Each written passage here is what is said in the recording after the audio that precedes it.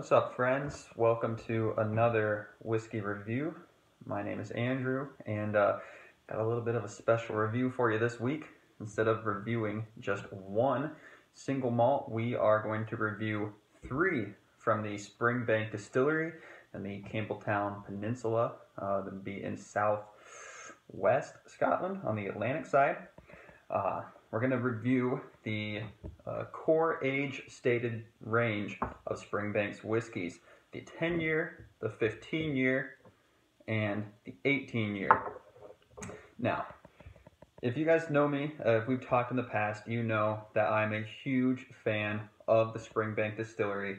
I hope you guys will enjoy watching this as much as I'm going to enjoy making this and tasting all of these whiskeys together. I'm not going to talk about why I love Springbank so much because I've covered that extensively in the past.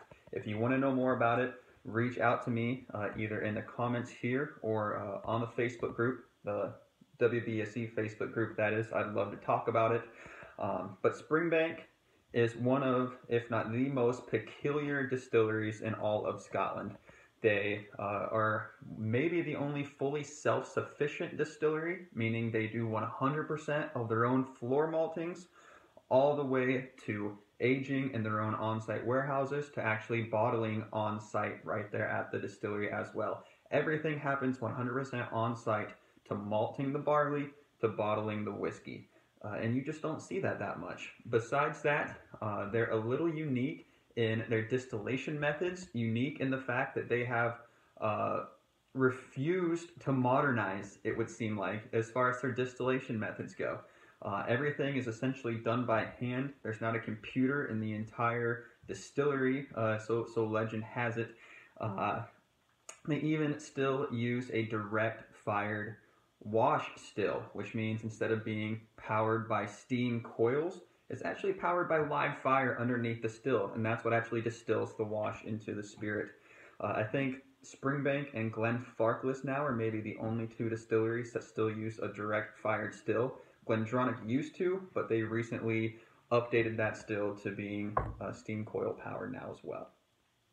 That said, even though they're very traditional on the distilling method side, Springbank, I think, is one of the most innovative distilleries as far as their releases go.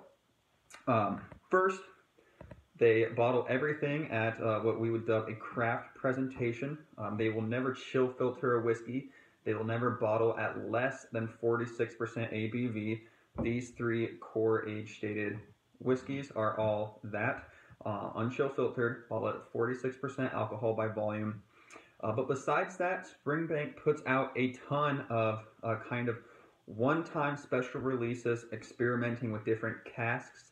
Besides just the typical sherry or port cask, you see them do different wine casks like Shiraz or Malbec or Pinot Noir or fresh rum casks. You name it, Springbank has probably thrown whiskey into it and bottled it. Other than that, they also make a couple different labels, a couple different brands of whiskey besides just the Springbank label.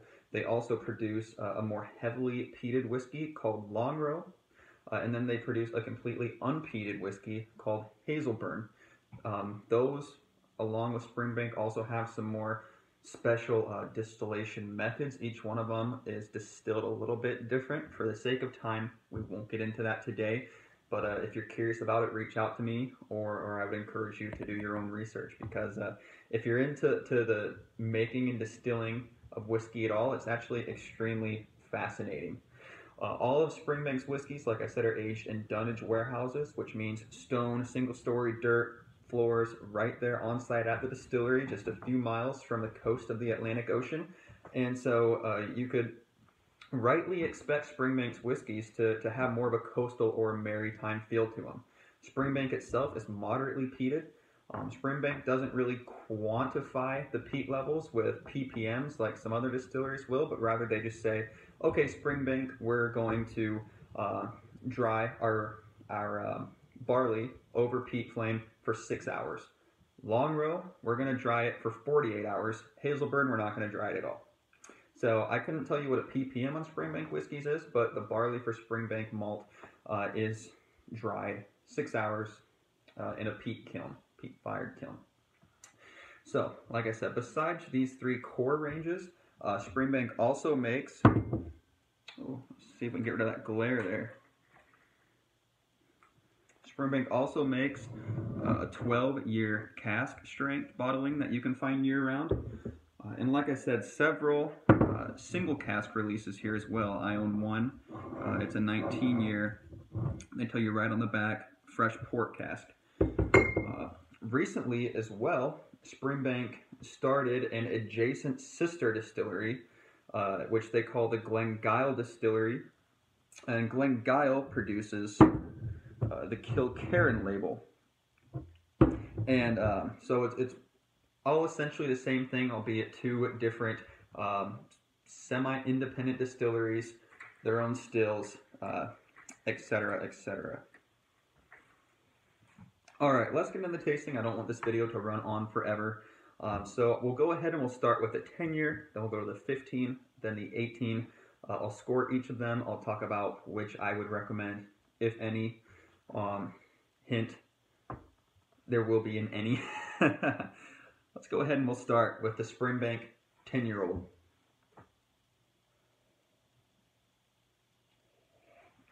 The very first thing you notice with the 10-year-old, especially if you've never had a Springbank before, is there's a very peculiar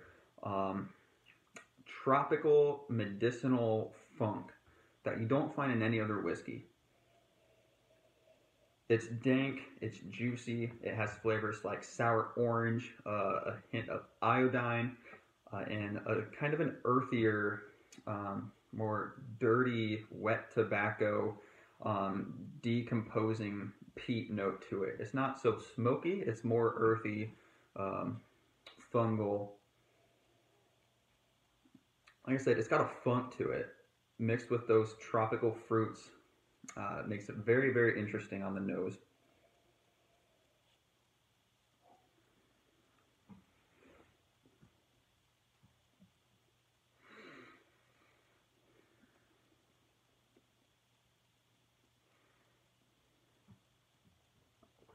The palate starts out wet and earthy. Again, it's that kind of peculiar local Campbelltown peat note.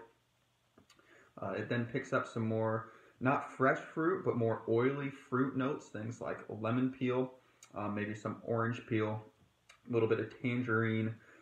It's pretty salty. You get some sea salt, maybe a little bit of some other spices, maybe something like ginger. And on the finish, the lemon actually sweetens a little bit. You get more of a lemon meringue note. There's still more of that peat. It stays pretty salty, but you also get some fresh grass and finally a touch of actual smoke rather than peat, which comes across kind of like smoldering charcoal. Overall, I'm a big fan of the 10. For a 10-year-old whiskey, it is impressively complex. It is impressively developed in the nose, in the palate. It's not rough around the edges at all. There's a nice, tangible ethanol burn upon entry, but it's in no way detracting. Overall, for a 10-year-old whiskey, it's an impressive heavyweight of a whiskey, I would call it. And I'll go ahead and score as I go, I suppose.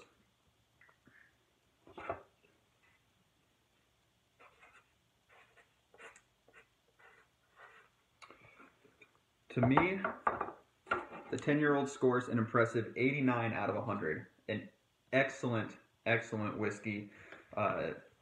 In the entry-level 10-year-old range, you can find it for usually $65 or less.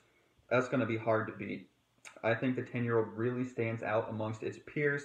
That said, like I said, it's unique. It's funky.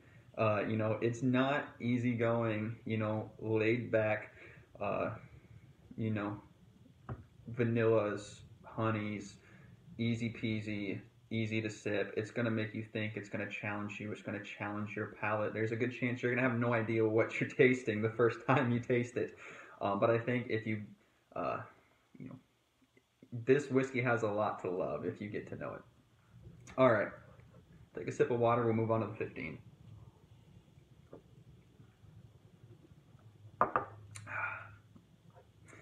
The 15 year. Besides being older, spending more time in the cask, the folks at Springbank have said one primary difference between their age-dated whiskeys is the older whiskeys tend to have a higher proportion of sherry casks used rather than ex-bourbon casks. So you would expect the 15 and the 18 to each have a higher proportion of sherry cask used than the younger version to them. And so we'll see if that has any effect that we can find here. Start with the nose on the 15.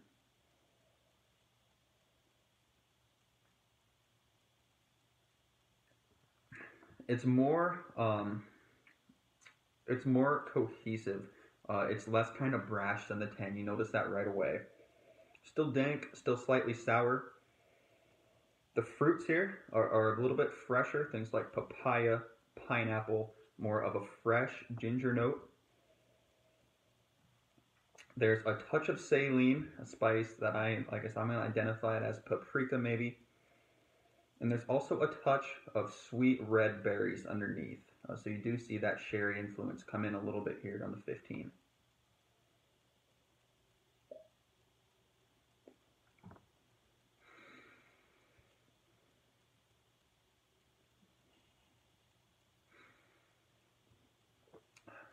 Right away upon entry, you get a sweet, almost candy-like, what I'm going to describe as like strawberry jello.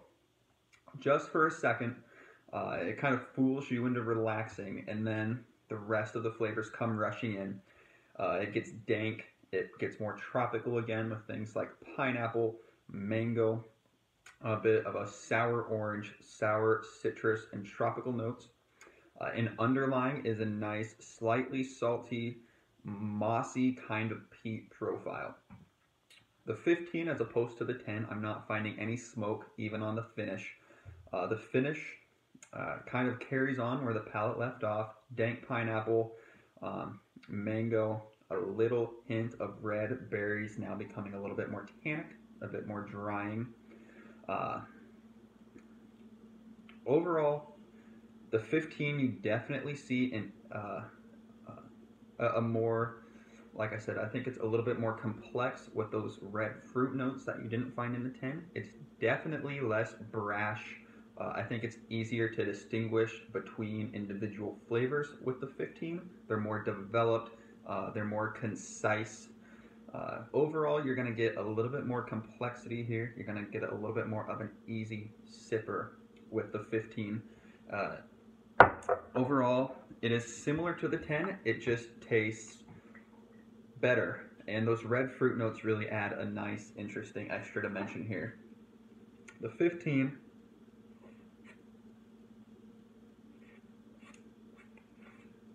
I do think crosses that threshold from being an excellent whiskey to actually being a truly exceptional whiskey here with the 15. It's got all the complexities, all the funk, all the uniqueness of the 10 with some extra fruit, some extra cohesion or conciseness, and any kind of brashness kind of aged out. It's just more mature, which you would expect with, 5 extra years in the cask. All right, on to the 18 year.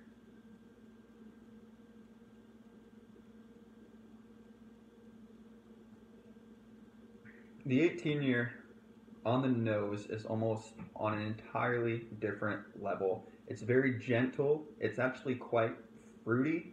Those peat and moss and earth and saline notes from the 2 younger versions are all but aged out here. It's mellow. It's got fruits like blood orange, pineapple, kiwi, which I'm not sure I've ever found kiwi in a single malt before. Touch of honey, touch of cherries, touch of a candied lemon. Overall here, this actually is very similar to the Highland Park 18 year on the nose. A lot of fresh tropical fruits. Love this nose. Love, love, love, love this nose on the 18 year.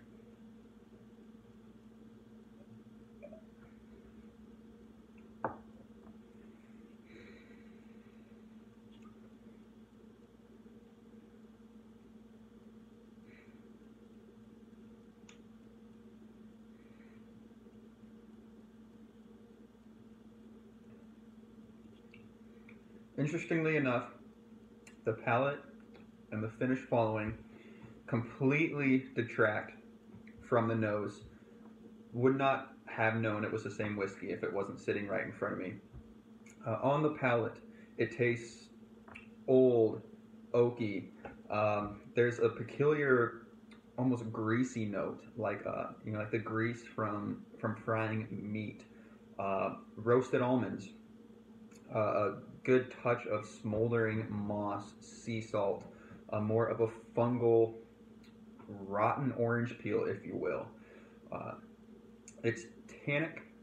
There's still a bit of citrus, some ginger, but you really get a big dose of those old, greasy, like I said, almost overly roasted notes on the palate. The finish actually gets quite bitter. Dry grass, lemon peel, fruit skins, and just kind of a wet, old wood note, and a little bit of tobacco sneaks in here on the finish as well. Before I score the 18, I am going to add a touch of water to it. And on that note, I'll mention that these whiskeys, I'm very experienced with the 10 and the 15. The 18 is a new pour for me. They do change with the addition of water. I'm not going to go over that in this video, but especially the 10 here, just adding water a quarter teaspoon at a time is an excellent study in the evolution of a dram with water, because it does change significantly. I don't think for the better or for the worse, but it's definitely worth experimenting with. With this 18 year, I'm just hoping that the palate and the finish improve and open up a little bit with some water. So we'll give it a quick try.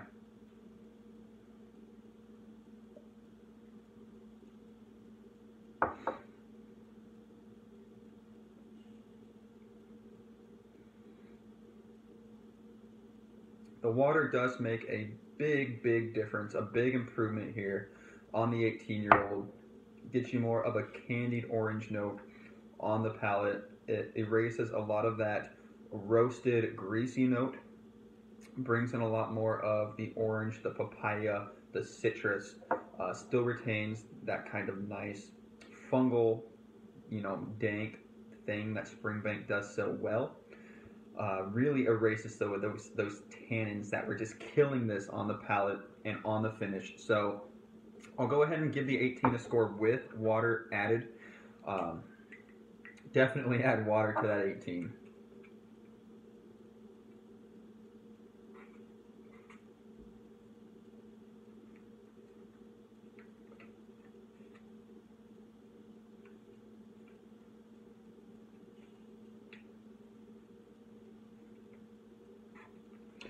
All right. So, I don't know if you can read this well. Maybe I'll put it up here. The 18-year-old, without water, honestly, it's not even good. It's above average, but that's it. 69 out of 100 without water. With the water, it improves enough to actually get into the low side of what I would call an excellent whiskey. Pleasant, but still, the 18, just besides the nose, which is beautiful, it ages out so much of what Springbank makes fun on the palate and on the finish. A lot of those tropical fruits, those different notes like the ginger and the paprika, the nice maritime quality, those really get lost, I think, from all the extra time in the oak on the 18 year. And so I honestly do believe this 18-year-old is significantly worse than both the 15 and the 10 year. For my money, I think the 15 year is the way to go. I think it is a truly exceptional dram. I think the 10 year, you're not going to find a better 10-year-old whiskey than this, period. In my opinion. These two, very good whiskeys. The 18-year-old, I would encourage you not to waste your money. You're going to see it for probably at least $160 for the 18-year-old. The 15 can be found right around $100. The 10, like I said, can usually be found in the $60 range, maybe creeping up towards $70 in some markets. But these two would have my blessing, my strongest recommendation. The 18-year-old, don't waste your money. If you want a whiskey that has the number 18 on it, go get a Highland Park 18 instead. That's all for today. I hope you guys enjoy this. I hope you find it helpful or enlightening. Feel free to slam my commentary or just to reach out to me to chat about it. Have a great evening, guys. Cheers.